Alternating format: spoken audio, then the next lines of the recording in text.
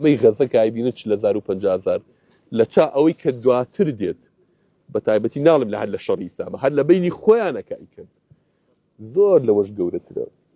ئەم شتانە نابێت سار دەکاتەوە بە قوربان دینداری تۆ ئەبێ بڕوە لەگەڵ جەنگابی تۆ بێ دینداربی لە خۆشییا بێ دینداربی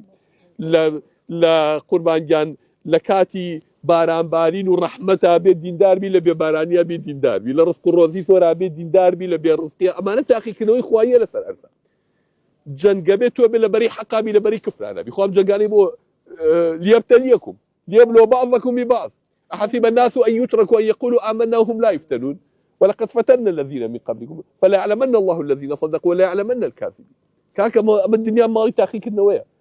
جورتين تحقيق أمة الجنة سبحان الله